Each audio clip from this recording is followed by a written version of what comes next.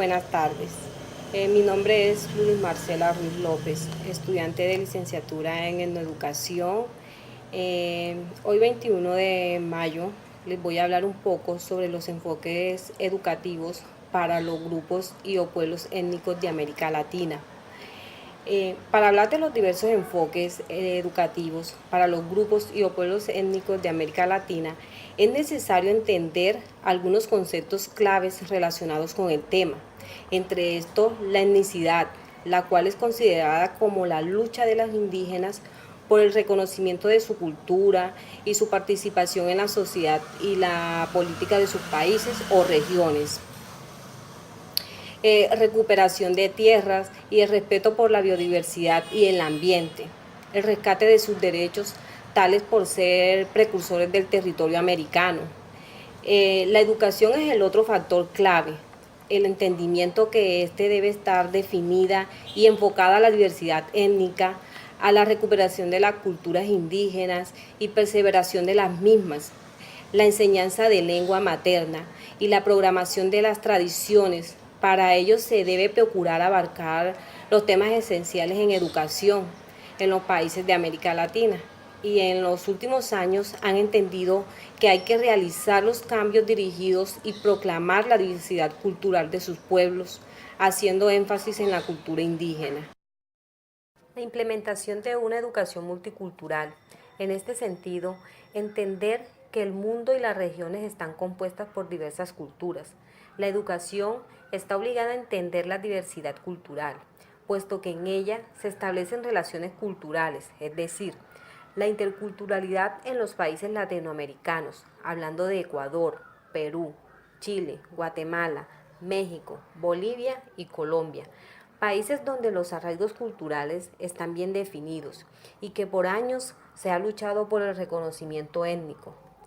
Han existido choques culturales, tratándose de imponerse una cultura sobre otra, la occidental y cada una de sus manifestaciones sobre la propia, la indígena, esta última rezagada por muchos años, pero que últimamente se levantó para trascender. Y consecuencia de esto ha sido la proclamación de leyes que resaltan la dignificación de las culturas indígenas, que hoy en día es el reflejo de los diferentes enfoques que se les está dando a la educación en lo relacionado con el respeto de las diversas culturas. Una educación intercultural, dada la situación de que existe diversidad cultural en cada una de las regiones de América Latina, hay la obligación de saber entender cada una de esas culturas. Para ello, se debe establecer estrategias educativas que estén dirigidas al respeto y a la tolerancia por la cultura del otro, el diálogo armonioso en los principios fundamentales de cada cultura y sobre todo el enriquecimiento mutuo entre esas culturas, sin perder la esencia de cada una de ellas. Teniendo bien definidos estos enfoques educativos, se puede aclarar el panorama de los mismos en América Latina, empezando por las manifestaciones educativas de los grupos étnicos.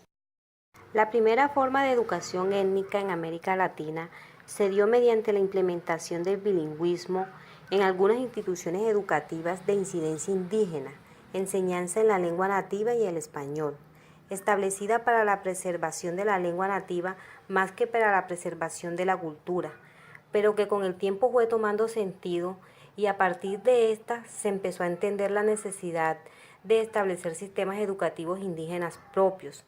De esto hay que resaltar que solo se daba en aquellos pueblos indígenas y afrodescendientes donde las lenguas natales se preservaron con el tiempo, alejando la posibilidad de recuperación de las lenguas étnicas extintas. Otra manifestación de los inicios de la educación étnica es la preocupación de ubicar al proceso de la enseñanza de estos grupos a personas cercanas a la propia cultura, estableciendo la necesidad de educadores preparados para lidiar con las etnias en cuestión. De aquí surge la idea de la formación de etnoeducadores, que hoy en día ha tomado mucha relevancia en algunas instituciones de educación superior. Y por último, y como ya lo había mencionado anteriormente, la definición de un sistema educativo indígena propio, que para el caso de Colombia está dado en el perfil del sistema educativo indígena propio. En general, abarcan las políticas educativas que se deben tener en cuenta en la enseñanza de los grupos étnicos, sobre el tipo de docentes, directivos, temáticas a desarrollar en las clases y, lo más importante, la recuperación de los conocimientos indígenas que favorecen la preservación del ambiente. Y lo mejor de todo, este perfil está en continua construcción y que es la obligación de los actores involucrados en la educación indígena.